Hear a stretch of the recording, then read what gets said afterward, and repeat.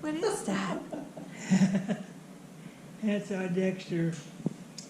Love that dog.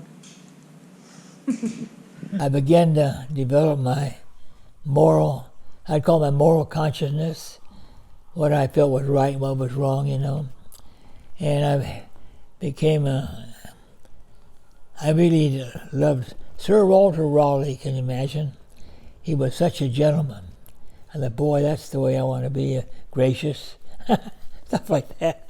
A young kid.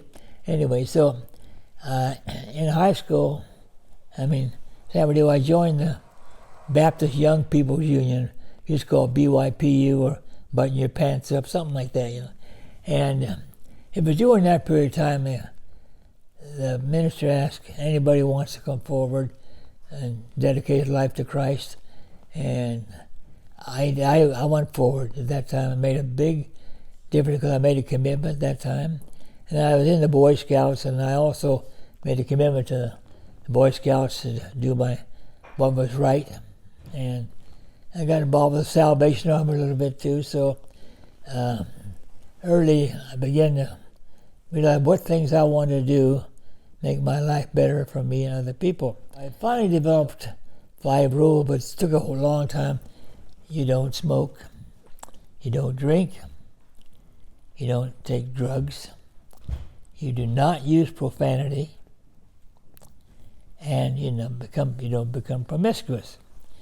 And that's a tough thing when you get growing up to set those values, but they developed over a period of time.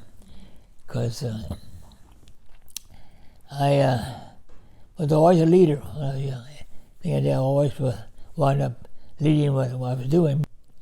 You see things other kids do, and what you think is right or which is wrong. I had a strong sense of what I felt was right and what I felt was wrong, but I didn't judge other people. I just, the way I felt I wanted to be as I grew up. Before I went in the Navy, I'd been down to San Diego. I saw an aircraft carrier parked in North Island, the Saratoga. I said, oh, that must be the greatest life in the world, flying off an aircraft carrier as a fighter pilot. And my brother and I, we were always into the World War I pilots, and the aerobics they did on both sides. So I was always making model airplanes and stuff like that. But when I signed up for the Navy in May of '41, I went before the recruiter, and the chief said, what do you want to be in the Navy? I said, well, I want to be a fighter pilot for aircraft carrier. I'm a 123-pounder, He said, yeah, right, I could see the wheels go around in his mind. You haven't got a prayer. But I set the goal, that's what I want to be in the Navy. And I never let go of that. And 5 years later, I was flying over my high school on the fastest fighter plane the Navy had, zooming high school. 5 years. I had no idea I could accomplish what I wanted to do, but I discovered then, you set a goal, you keep it in your mind, things will be put in front of you to make that goal possible. But if you don't do it, you just go from day to day, month to month, year to year, and that's it. So I learned that pretty early because I really wanted to fly. That was my brother and I both had the same thing. He went in the Army Air Force, and I went in the Navy, and we both became pilots and whatnot, He became an Air Force bomber pilot, and I became a Navy fighter pilot. But a lot happened before that, quite a bit. But that's another story. So, yeah, I even the Salvation Army used to be down there, and they always give you free material to build airplanes. And the people there were so considerate and thoughtful, they were religious. I said, gee, this is the way it should be, like these people give their time to other people. And that's the way to be. And so these things went into my subconscious mind, more or less. So when the war came along, boy, I wanted to be out there. I wanted to be where it was. And from that time on, that's another story after I went in the Navy. But when it come time to, the war is approaching, my friends were leaving high school in this last semester to get in the Navy. And they told me, my friends, one thing you do when you go in the Navy, you take your IQ test seriously and do the best you can. So before I went in, I memorized the Morse code, all the semaphore flags, all the things the Navy required. I got a book and read the whole thing. So that when we got to boot camp in July of 41, they had a meeting. Everybody had to sit down and take these tests. The guys in those days were just kind of skylarking around. It's a great thing to get away from home, and I'm in the Navy, and so I said, "You better settle down."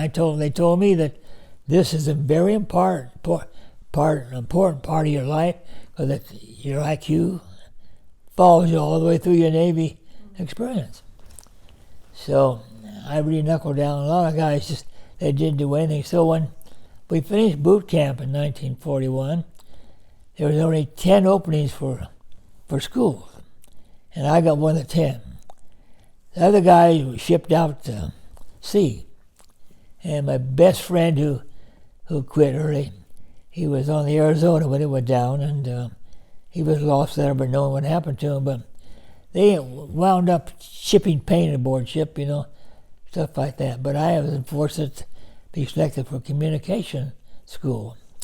So knowing how to type and knowing I'd memorized the Morse code, it was easy for me to grab a hold and start taking Morse code at a high rate of speed. So we graduated just before Pearl Harbor, and 4 of us, I guess, all had the same kind of experience. So we could type fast, and we knew the Morse code.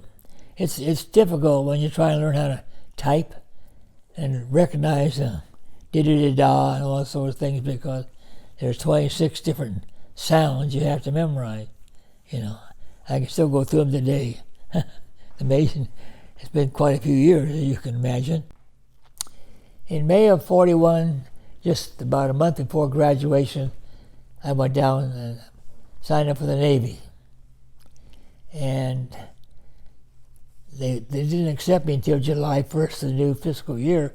But that was the longest period of time of my life waiting to be called up, get my orders to go to school. So in July of 41, they said, go to LA and sign up. So there's an electric car left from San Bernardino to LA, and I packed up my clothes, said goodbye to my family. Of course, my mother, how mothers are. Mm-hmm. My brother was already overseas, and here I am leaving for the Navy and whatnot. So she was concerned. But boy, 17-year-old kid, I was raring to go. I couldn't wait to get on that train and sign up. So July 2nd of 1941, I became a sailor, U.S. Navy. Oh, boy, I was so proud of that. To wear a uniform of the United States service is a great honor for anybody. Or some people were drafted. They didn't want to go in. And they handled things a little differently. They didn't enjoy being in the service. A lot of them never made it back, but I enjoyed every minute of it. December 7th, 1941, everything changed. I was sitting there polishing my shoes, waiting to go home and leave, and over the radio came out, Japanese had bombed Pearl Harbor. And everything shut down in training camp, and we got mobilized, ready to go with that. So in a short period of time, they put us on a train up to San Francisco and put us on a ship, the USS Henderson, which was a transport ship. They docked it at San Francisco, and 2,000 of us, Navy, sailors, and Army, and construction workers going out to Pearl Harbor. Well, the ship had pulled up against the dock, and everybody was inexperienced, so many people, and they didn't put a fender between the dock and the ship. So the CO made everybody get off the ship and line up alongside that ship. And then he would call, yo, and everybody would push against the ship and back off, keep pushing back off. They got the ship rocky enough where they could drop these fenders between the ship and the dock so it wouldn't tear the dock apart or the ship. That's where we started getting ready to go to war in a fiasco like that. But I couldn't believe it, but we did it. And so you realize all these captains of these ships, they're pretty much new to that stuff too. But I was on the lead ship when we had a convoy, and you couldn't go faster than the slowest ship. And we had one of the boats, we could only go 7 knots in the convoy. So we zigzagged back and forth till we got to Pearl Harbor. It took us 2 weeks just to get out there to Pearl Harbor. I remember the night I knew we were going to come in the next day, so I got up early in the morning. It was still dark, and I'm standing out there waiting to come around into Pearl Harbor. And it was such a wonderful sight seeing the island, and then pulling in and seeing all the oil. Everything was oil on the surface. Ships were all banged up both sides of the harbor.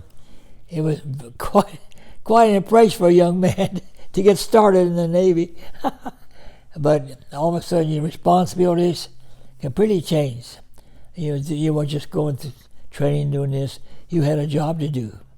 And it was a job to get that, at that time, get that thing squared away and get our communication system going. And there were 4 of us that graduated real high in our class, and we were all assigned to a special communications center under Admiral Nimitz. It was underneath the ground there at Ford Island airstrip. Nobody knew it was there except us. And it was right alongside where the Arizona was sunk. But I went there, I was assigned to that is under Admiral Nimitz, and I had a watch that we used to control all the ships at sea. I mean, not the ship, the airplanes. And I would be at the command center, and I would monitor or send messages out. And it became a very important task because so much material was coming from San Francisco or Washington out to Pearl Harbor. And you were just constantly typing 60, 70 words a minute, hour after hour for a while until, so there were 4 of us could do that pretty well, and it just practically wore us out after a while. But then moved into a better situation where I could sit there in a chair with a key and just transmit instead of sitting there typing.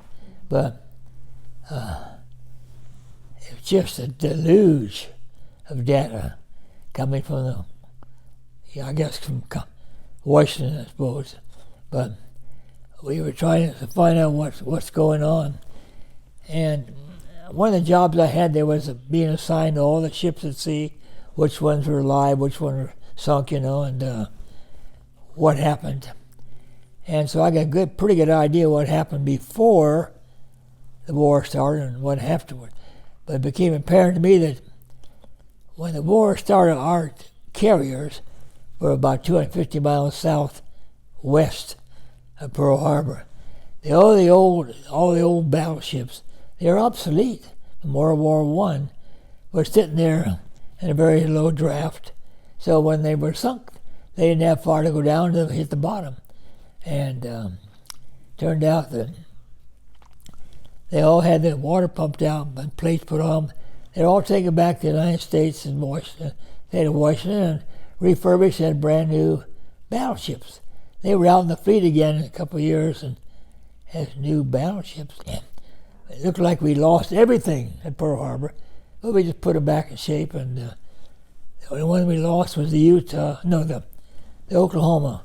Rolled over on the side, and they finally got it back, righted back up again, and towed it back to Washington, and it sunk halfway across the Pacific. But that's what I was feeling when I was just 18. I was on Ford Island. I could see all these things happening, and watching ships come in with their bows blown off, and watching how the construction workers were absolutely fantastic. They'd been through depression, nobody had jobs, and they just wanted to work, and they're very patriotic. And man, when a ship came in, they were on that thing so fast, and they would work. They would never waste any time at all. They'd put a ship back in shape and out and go again. I was so impressed watching what they call the CB construction battalions. They were the guys that go out there when we started building new foundations on other islands. They were the first ones. They were the bulldozers and leveling things off, and it was just wonderful. But in the early days, I was becoming a man, because one of the first things that happened when I got to Pearl Harbor, they gave me a rifle, put me on top of a train. They had these trains run from Honolulu all the way out to Waipahu, where the cane fields were. And there were a lot of Japanese lived in there. They were afraid that they may be dangerous. They put us on top of these trains with a gun to protect the train. I mean, one of those things. And I tell you, they shaped up fast. Within about the time I left there, things were going pretty smooth. But I couldn't go to flight school when I was in high school, because you had to have 2 years of college, and I couldn't go to college because 18 you were you either conscripted or you drafted or you volunteered. So I only had a high school education, but we were losing so many pilots in the Pacific in the early parts of the war, and the Navy had no pipeline coming through because nobody in college. So they dropped the requirement to high school education if you could pass the IQ test. And so my commanding officer said, anybody wants to go flight school, you have to submit a resume of why you wanted to become a pilot. So boy, I tell you, I polished off a good one, and he said, I'll accept 10 people to take the exam, and I was the second one he took. So I've been up all night long on a radio watch. I got off in the morning, and they report to sick bay for your physical for flight school. Well, I flunked my eye test, and the corpsman said, well, you're never going to be able to make it, so he just wrote me off and the thing, and I was devastated. So I told my commanding officer, I said, look, I want to go down to Guadalcanal. That's where all the action is. I've been here for quite a while. And he said, well, you get 200 hours in patrol planes around the islands, I'll let you go. So he didn't think I could do it. But every fourth day we had Liberty. I'd go down the other squadrons on Ford Island and say, hey, need a radio one for your trips? And then, yeah. I always had a flight out. I finally accumulated 200 hours on my Liberty days off, and I said, here you are, sir. He didn't want to let me go because I got pretty useful in the office there. And I said, well, I said I would, so they put me on a landing ship, LST, when they open the big doors, they open up and they come right up on the shore. But they're hollow inside, and put me on LST going to Guadalcanal, and had one old World War I destroyer to escort this ship down to Guadalcanal. So on the way down, I got picked up by a Japanese sub, and all of a sudden, general quarters, and you'd run to a spot, and you'd sit there and hope nothing happened, which it never did, but I had a very exciting experience going down there. But fortunately for me, when I got to approaching Guadalcanal Island, my outfit out there was sent me to move to New Caledonia, and they took me there instead, dropped me off, and pulled in the harbor, dropped me off, then left. They were getting ready for an invasion somewhere, and just dropped me off there with a piece of paper in my hand, and I had to find out where I had to go. And it was quite an experience, but fortunately for me that New Caledonia had lots of mosquitoes, but none of them were contagious. Guadalcanal was loaded with it. Half the people that died there died of malaria and sickness rather than fighting. But the Japanese were dying the same way. It's a mutual experience. But I wanted to get into action, so I talked to a guy aboard the Saratoga when they were in. I said, hey, he wanted to get off. He was scared being in the back of a dive bomber, and I was ready to go. And so he talked him into transferring him to where I was at and sending me aboard the ship. And my chief petty officer said, no, Wally's not leaving. He's staying here. He told us, a captain said, look, I don't want Wally to go because I was doing 4 or 5 test flights a day. Other guys were doing none, and I was doing a lot of it. So he tore up my papers. So I still stayed there, which was fortunate because later on I had to take a test for aviation radio, which you had to have eye test. I passed eye test better than 2020. I said, wait a moment, I got put in for flight school again. So I went to my CO and I applied for flight school, and he said, I'm going to have you out of here as soon as I can. 27 days later, after I'm way down in New Caledonia, my orders came through and I was out of there heading for the States. Wow. That was November or October of 43. I was so happy because now my goal was beginning to shape up. So from there, they put me on an airplane flying to Pan Am plane flying to Pearl Harbor, and then they dropped me off there and they put me on a tanker going back to the mainland, and they dropped me off at Long Beach, California. I got my orders to go to Missouri, and find your way there. It's interesting for a young kid, I was just 19, but you don't realize the things that they expect you to do, even a young person during the war, that you never experience normally around life.